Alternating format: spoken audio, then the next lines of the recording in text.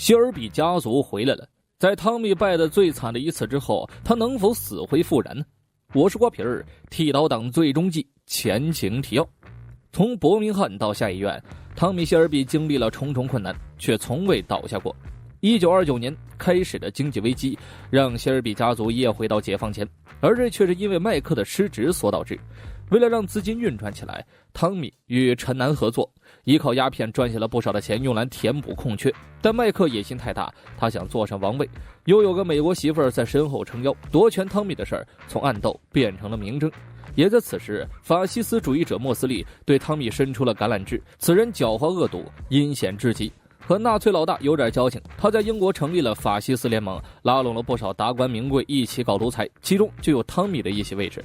汤米原本计划得很好，打入敌营，从内瓦解，一鼓作气除掉莫斯利这个祸害。为此，更是和阿尔菲摒弃前嫌，站在了同一立场。他安排兄弟们埋伏在了宾利厅，届时莫斯利会在这宣布法西斯联邦的成立，这是汤米算到最好的下手时机。可世事难料，神枪手巴尼、狠人戈尔登两名大将突然遇害，行刺计划也随之失败。但让汤米想不明白的是，莫斯利对此事并不知情，一时间他陷入了焦虑，到底是谁走漏了风声呢？带着这种心情，汤米走进了迷雾，见到了心里永远无法忘记的那个女人格雷斯。他抬枪对准太阳穴，决定以死结束这一切。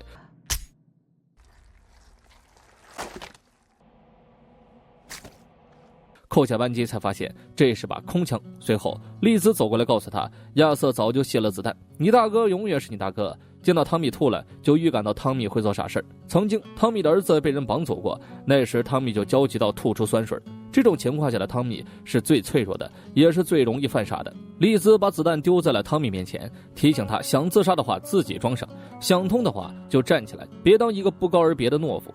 汤米在泥地里趴了很久，他最终站了起来。身体脏了可以洗，衣服脏了可以换，但尊严和信念是不能被任何东西玷污的。他只能惋惜地告诉天上的母亲，对不起，我还不能走。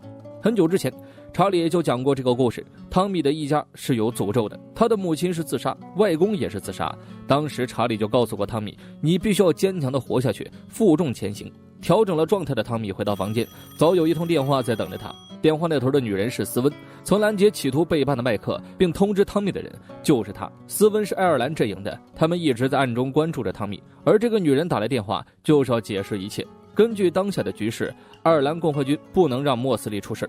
爱尔兰共和军隶属于新芬党，而这新芬党就是主张爱尔兰独立的一个政党体系。关于爱尔兰共和军的立场也是众说纷纭，有人认为他们是抵抗英国殖民解放爱尔兰的正义之士，也有人认为他们就是视人命如草芥的极端组织。在铁道党第一季到第二季，也就是1919到1922这个时间线里，那时正发生着爱尔兰独立战争，是一战之后爱尔兰对英国发起的反击的开端。那时伯明翰就总会出现共和军成员，而且是根本不把汤米当回事的那种，只是后来签署了英爱条约，双方才休战。事情缓慢进展到了剃刀党第二季末的时间线。当初汤米劫后余生被丘吉尔救下，在那之后爱尔兰内战开始了，反对英爱条约跟支持英爱条约的两大阵营相互厮杀。美国队长三告诉我们，内战伤害更大。如此一来，他们又分裂成了两个势力，一个是支持条约的爱尔兰自由邦，另一个反对条约仍叫爱尔兰共和军，只不过人们更喜欢称他们非正规军。双方战到最后，以非正规军的投降落下帷幕。即便如此，非正规军还是存在着，而且继续打着共和军的名号寻求独立。久而久之，演变到了我们本季的时间线，这个斯温就是共和军的人。他们早就被英国政府视为了非法组织，如此一来，阻止汤米刺杀莫斯利的动机就成立了。莫斯利的行为是在把英国推向深渊，而作为反对条约的非法组织，共和军他肯定希望英国越来越好。这其中的关联，汤米很快就想明白了。斯温还让人送来了3具尸体，对，是3具尸体。巴尼和戈尔登在当初被共和军的人给杀害了，那么另一具尸体是谁呢？他们共和军早就调查透了谢尔比家族的构架。斯温透露，他是汤米最大的靠山和倚仗，目的就是告诉汤米，没人比我们共和军更合适做你的后盾。见到这具尸体，汤米一下绷不住了，他就是谢尔比家族的核心，剃刀党的精神支柱波利·格雷。姨妈波利的死敲响了警钟，代表着谢尔比家族彻底分裂，也敲碎了最后的防护墙。没有了这堵墙，汤米和麦克将会反目成仇。火葬过后，他们分道扬镳。一晃4年，时间来到了1933年底，这一年很特殊，经济危机进入了尾声，罗斯福任命为美国第32任总统，并解除了禁酒令，苏联政府也被正式承认，双方成为了当时世界2大主导力量。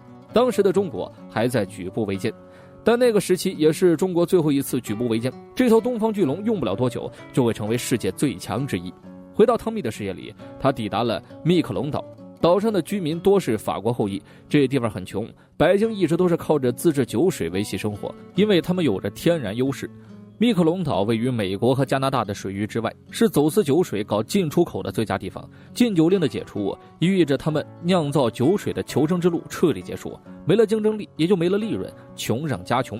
汤米来到这里只有一个目的，就是见麦克。这密克隆岛属于纽芬兰的领地，选择这里也是因为汤米与这里的军官相识，他们是一战时期的战友。如此一来，若是与麦克等人发生冲突，汤米也能做些后手准备。他来到了约好的酒店，汤米西装革履的模样和当地居民形成了巨大反差。这4年来，汤米把酒戒了，就是要让自己时刻保持清醒状态。在吧台点了杯水喝，这个举动引起了当地居民的不满。在他们看来，就是这群所谓的商人驱动了禁酒令的解除，堵死了他们的发财之道。老板对汤米还算友善，他告诉汤米，楼上的会议室正在打扫，岛上每天都有酒鬼闹事，有些破坏已经是家常便饭了。其中一个男人对汤米出言不逊，因为他在这个以酒为生的地方喝水是一种挑衅行为，况且还是在这禁酒令解除的12月5号，简直就是搞上加搞。汤米懒得理会他，递过去一张名片，男人看都没看就烧了，强行把汤米的水换成了酒。戒不戒酒他不管，男人要求汤米必须给岛上的人敬一杯。过程中，老板一直提醒他别得罪人，可男人不听啊，甚至想动手。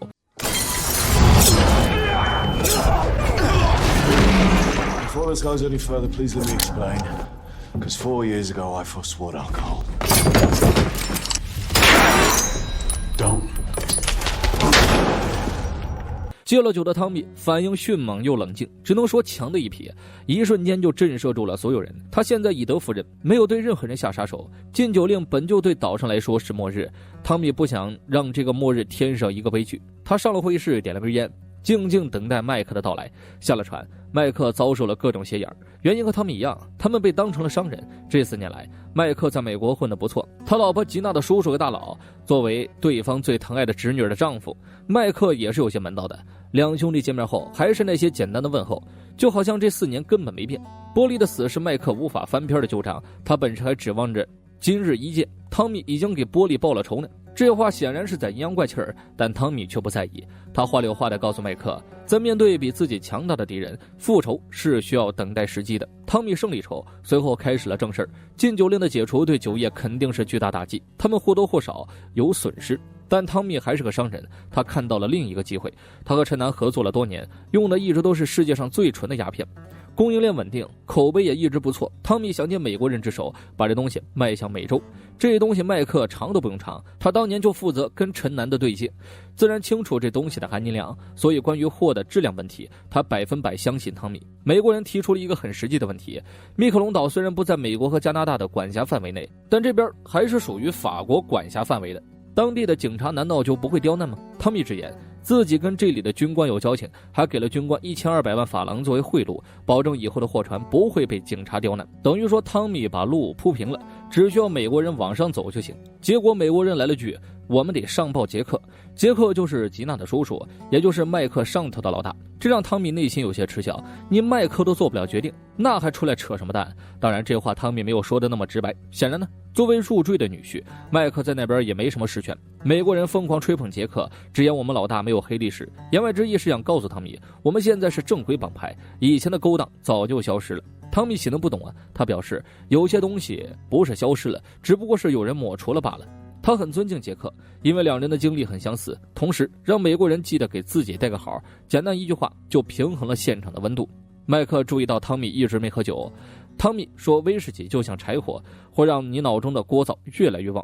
戒酒的事儿一出口，美国人哄堂大笑，那意思就好像黑帮不喝酒等于是汽车不加油啊，还讽刺汤米文艺兮兮的。汤米也不当回事儿，让他们尽快通报杰克后就准备离开了。哪知美国人再次发难，非得让汤米再文艺一次。看了眼美国人，又看了眼麦克，汤米坐下了。美国人得寸进尺，给汤米的酒杯续满了，嘴上还说着给你加点男人味儿。这些犯病呢，汤米也没在意。这种自以为是的人他见多了，他干脆就再文艺一次。I was angry with my friend. I told my wrath. My wrath did end. I was angry with my foe. I told it not. My wrath did grow. 这是出自英国诗人威廉布莱克的作品《一棵独树》。可显然呢，这群美国佬根本就不读书，反倒是麦克听懂了。指使压制之后，汤米临走前又说了一件事，他有个朋友透露说杰克的组织里出了内鬼，显然美国人对此事根本不知情。汤米在男人耳边说道，那个人有着刻着玛利亚字样的心脏纹身。美国人来之前的牛逼劲儿现在荡然无存了。汤米把一整包的鸦片留给了麦克，之后就下了楼。之前的那几个男人见到他虎躯一震，汤米也没过分，重新拿出一张名片，同时丢下一笔钱算是补偿了。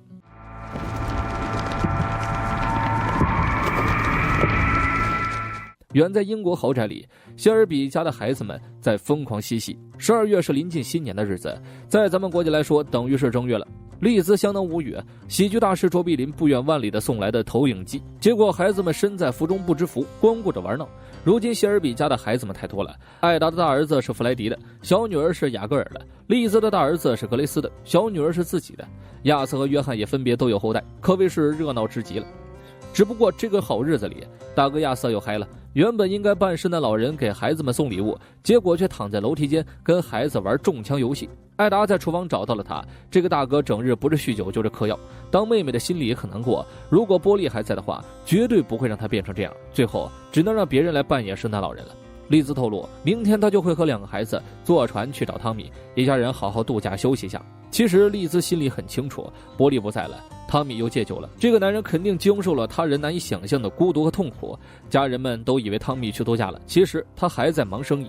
知道麦克等人上了船，汤米给警察打去了电话，透露一个叫麦克男人手里有5斤鸦片，描述了身体特征后，警察想知道他是谁。汤米直言，我是热心市民汤先生啊。之后他要马不停蹄赶去美国，这一切都在汤米的计划之中。到了晚上，艾达和儿子聊了几句，这一晃孩子也长大了，什么都懂了，对于家族的事业也知晓了一二。一通电话没完没了的响着，艾达根本就不想接，他早就不是哥哥身边的助理了，但铃声不断，他还是接了起来。这一接是气得火冒三丈啊！原来亚瑟跑到陈丹的地盘去嗑药了，已经不省人事。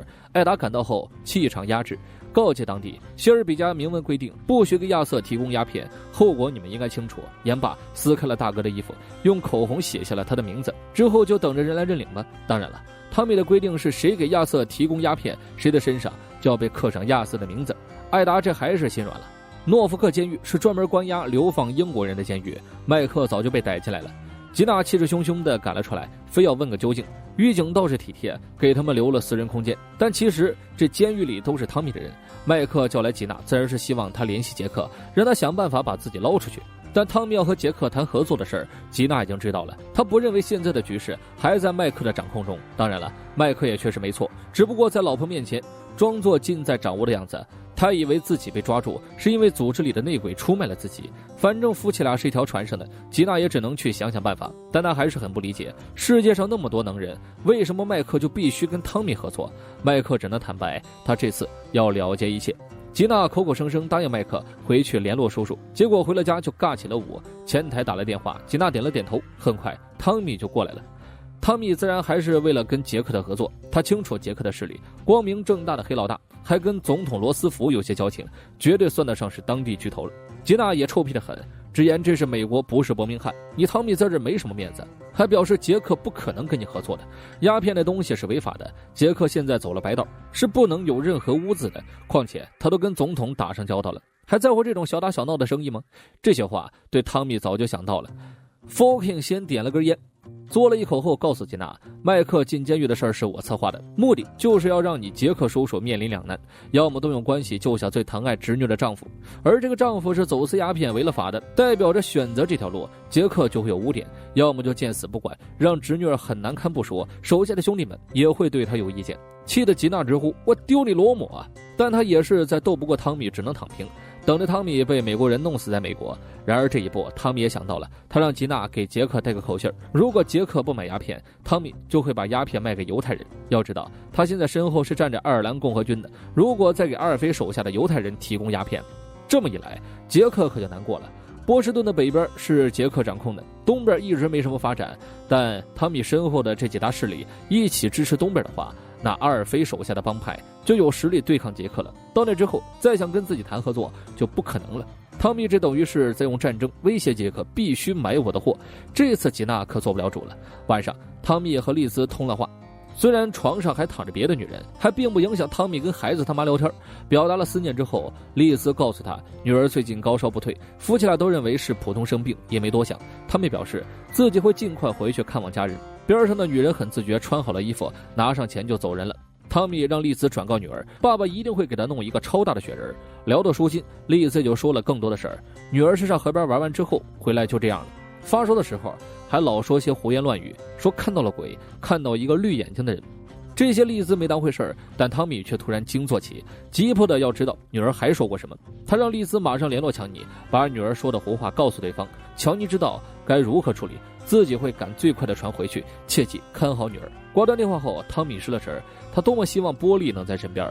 赶回家之前，汤米来到了监狱，也不见外，直接就对麦克坦白了。杰克在得知这些事后，已经决定去英国和自己谈生意了。汤米的线人告诉他，杰克买了5张票，到时候风云人物都会到场，有杰克的老婆、杰克的情人、总统的儿子，还有杰克本人和侄女吉娜。你猜猜他们邀请谁呀？你呀！